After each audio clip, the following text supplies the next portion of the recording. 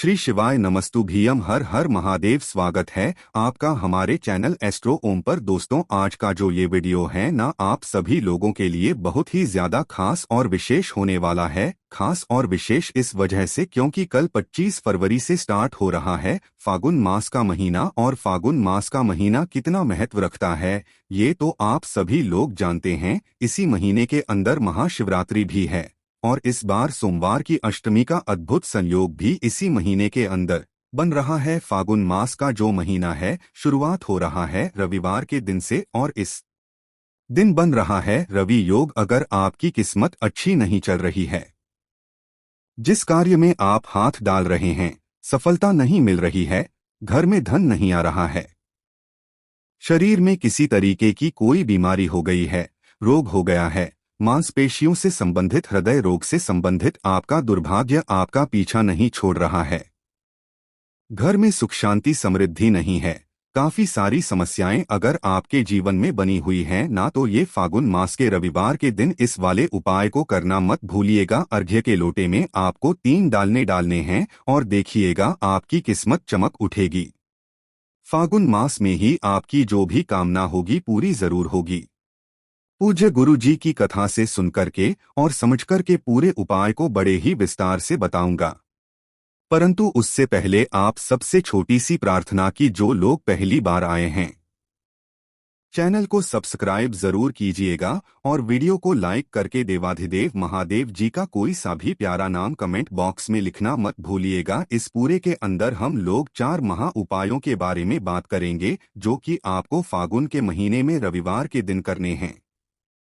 सबसे पहले बात करते हैं पहले वाले उपाय की। ये जो पहला वाला उपाय है ना, किन लोगों को करना है ये चीज ध्यान से सुनिएगा।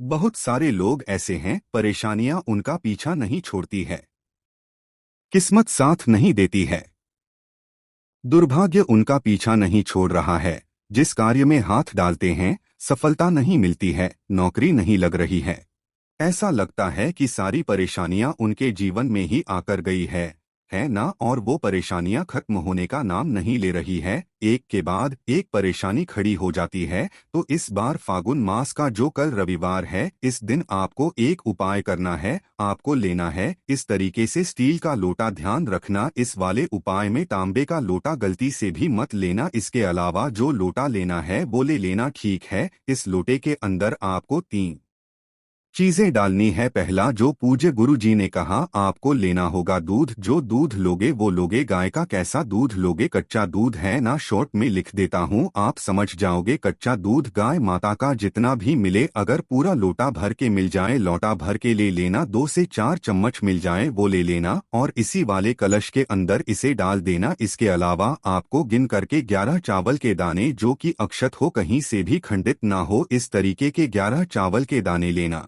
है। और साथ ही साथ शिवलिंग पर चढ़ा हुआ एक बेल। अब भैया ये कैसे मिलेगा? तो आप चाहो तो एक दिन पहले या कभी भी जाकर के शिवालय जाना और शिवलिंग पर जो भी बेलपत्र चढ़ा हुआ है ना, उस शिवलिंग पर चढ़ा हुआ बेलपत्र आपको उठा कर के लाना है और इसी वाले कलश के अंदर आपको डाल देना है। यानी कि इस वाले कलश के अंदर आपको दूध, 11 चावल के दाने और एक शिव पर चढ़ा बेलपत्र इसी के अंदर डाल देना है। खाली रह जाए तो बाकी के पूरे लोटे को अपने घर के शुद्ध जल से भर लेना है। सुबह के समय जब आप स्नान कर लेंगे फागुन मास के रविवार के दिन, आपको सूर्य भगवान जी को इसी वाले लोटे से अर्घ्य देना है। लेकिन अर्घ्य देने का एक नियम, आपके शरीर पर कोई ना कोई श्वेत वस्त्र जरूर होना चाहिए। सफेद वस्त्र ठीक है। आपके मुख और नासिका बिल्कुल सूर्य भगवान के समक्ष में होना चाहिए। जिस लोटे से आप अर्घ्य देंगे, अपने दोनों हाथों से वो लोटा आपके सिर से 8 इंच ऊपर होना चाहिए, है ना। और धीरे धीरे करके आपको सूर्य भगवान जो भी मंत्र आता है ना, मैं आपको यहाँ पर 12 सूर्य नमस्कार मंत्र बताता हूँ। अगर इसके अलावा भी मंत्र आपको नहीं आता है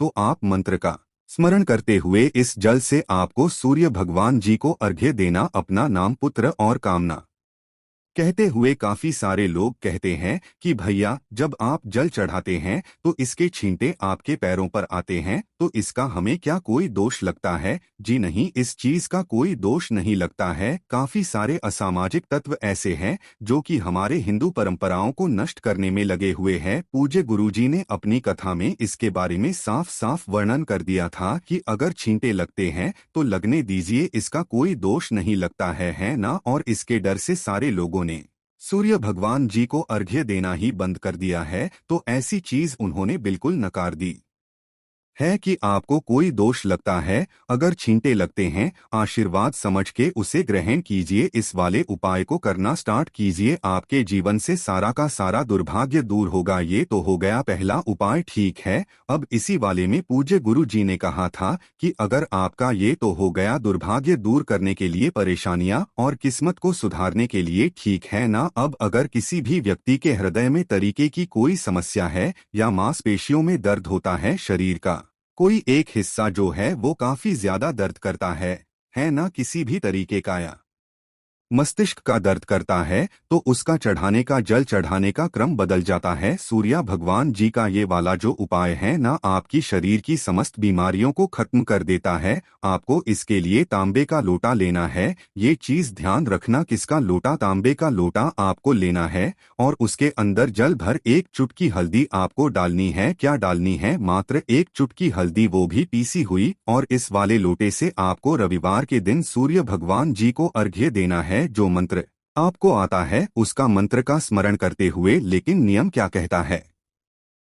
नियम सारे वही 8 इंच ऊपर होना चाहिए, मुख नासिका सूर्य के सम्मुख में होना चाहिए। परंतु जब आप जल की धार गिराओगे तो वो जो जल की धार है ना, वो आपके ऐसे करनी चाहिए कि सामने आपके सूर्य भगवान होंगे। सूर्य की जो किरणें होगी वो उस जल की धार में से होती हुई आपके शरीर के उस अंग पर पड़नी चाहिए जिस अंग में भी आपके परेशानी हो रही है, चाहे वो मांसपेशियों से संबंधित हो, उल्टे हाथ की तरफ हो, हृदय रोग से है। तो यहाँ पर कुछ इस तरीके से आपको जल गिराना है कि जल की धार में से सूर्य की किरणें उस स्थान पर पड़े। अगर आपको अपने सिर के लिए कर रहे हो तो इस तरीके से आपको जल चढ़ाना है कि जल की धार में से सूर्य की किरणें आपके उस स्थान पर पड़े। और आप करके देखिएगा, 1 से 2 रविवार आपको समझ में आ जाएगा कि कितना अद्भुत और अचूक उपाय है। शरीर की समस्त परेशानियों को दूर कर देने का एकमात्र अचूक उपाय जरूर कीजिएगा, करके जरूर देखिएगा। गुरुजी ने कहा प्रैक्टिकल जरूर करना। प्रैक्टिकल करने में क्या जाता है।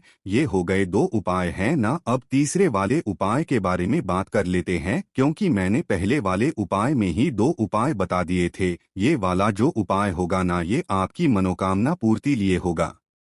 अगर आपकी कोई इच्छा है, कोई मनोकामना है, काफी समय से पूरी नहीं हो रही है, उपाय कर करके आप थक चुके हो, तो ये वाला उपाय आप सभी लोगों को जरूर करना है।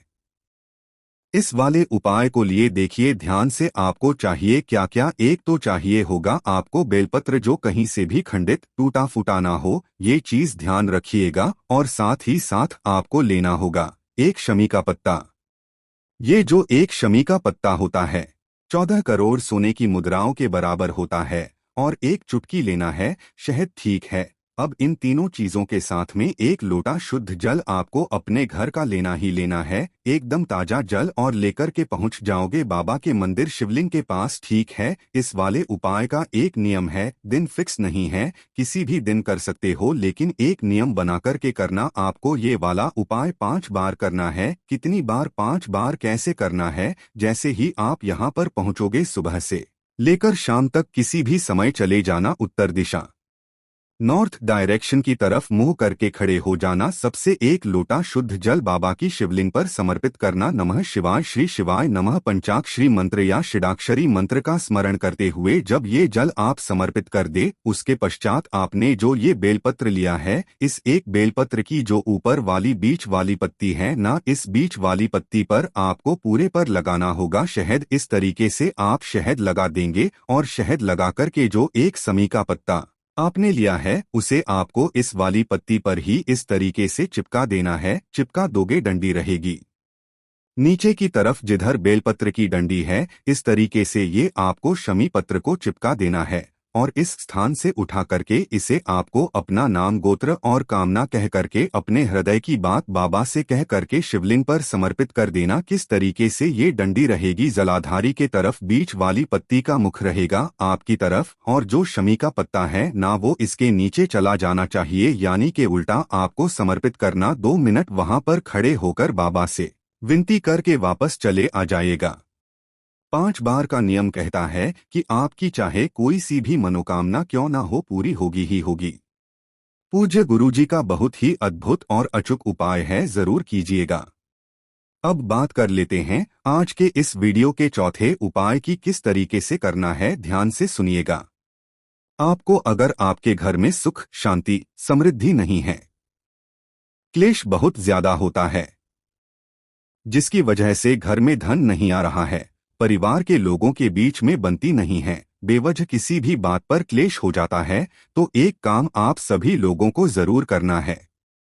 इस वाले उपाय के लिए आपको 1 लोटा शुद्ध जल अपने घर का लेना है, 1 दीपक आपको गोलबत्ती का गाय के घी का तैयार करना है, 1 बेल का फल लेना है। बेल का फल इजीली आपको मिल जाएगा। इस बेल के फल को लाना, ऊपर से कट करना, इसके अंदर का ये वाला आपको निकालना है और गूदा निकाल करके आपको इसके अंदर भरनी होगी पंजीरी। क्या भरनी होगी पंजीरी, कैसे बनाते हैं, आटे को थोड़ा सा आपको कढ़ाई में सेकना है, जब वो ब्राउन हो जाए उसके अंदर घी, शक्कर, मेवा डाल करके इस तरीके से पंजीरी बना लेना। पंजीरी बनाए पश्चात इसी बेल के फल में आपको पंजीरी भरनी है। इस गुदे को निकाल करके और इसका लगा देना है ना, और लगा देने के पश्चात इस बेल के फल को लेकर के आपको अपने पूरे घर में ओम नमः शिवाय मंत्र का स्मरण करते हुए फिर जाना है। फिर जाने के पश्चात आपको इस बेल के फल को लेना है, 1 दीपक जो आपने तैयार किया वो लेना है और 1 लोटा कलश जल, इन सभी को लेकर के पहुंचना है। कहां पर, बेलपत्र पेड़ के नीचे। सब आपको करना क्या है,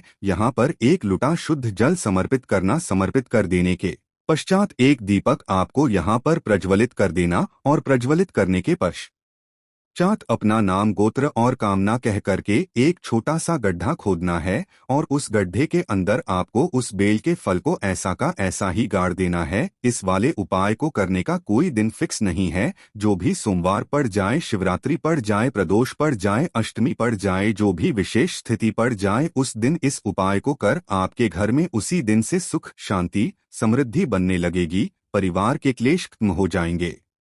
पूज्य गुरु जी का बहुत ही अद्भुत और उपाय है, जरूर कीजिएगा। अब बात कर लेते हैं आज के इस वीडियो का सबसे अंतिम उपाय, जो कि होगा आपकी धन प्राप्ति को लेकर के। अगर आपके घर में धन नहीं आ रहा, व्यापार नहीं चल रहा है, अनावश्यक खर्चा बहुत ज्यादा हो रखा है, या फिर धन टिकता ही नहीं है आपके घर में, तो आपको एक काम करना है। क्या करना है, किसी भी दिन, किसी भी समय, कोई दिन फिक्स नहीं है, कोई समय फिक्स नहीं है, हफ्ते में 1 बार करना स्टार्ट कर दीजिए। 1 लोटा शुद्ध जल अपने घर का लेना है, थोड़ी सी लेनी होगी आपको पीसी हुई हल्दी, और थोड़ी सी ही लेनी होगी आपको कुंभ को डोट। ठीक इन सभी को लेकर के पहुंच जाना बाबा के मंदिर शिवलिंग के पास में। उत्तर दिशा, नॉर्थ डायरेक्शन की तरफ मुंह करके खड़े हो जाना है। सबसे पहले 1 लोटा शुद्ध जल बाबा की शिवलिंग पर समर्पित करोगे। ओम नमः शिवाय, श्री शिवाय नमस्ते स्मरण करते हुए उसके पश्चात अपनी अनामिका उंगली को आपको हल्दी के अंदर डुबोना है और हल्दी के अंदर डुबोने के पश्चात आपको इसका स्वास्तिक बनाना है। कहां पर बनाओगे ये चीज ध्यान दीजिएगा, माता अशोक सुंदरी के ऊपर यहां पर इस तरीके से स्वास्तिक बनाना है। स्वास्तिक बनाने के पश्चात उसी उंगली को आपको कुमकुम के अंदर डुबोना है और कुमकुम से आपको इन तीनों चारों जगह की जो बिंदियां हैं ना, वो कुमकुम से लगानी है।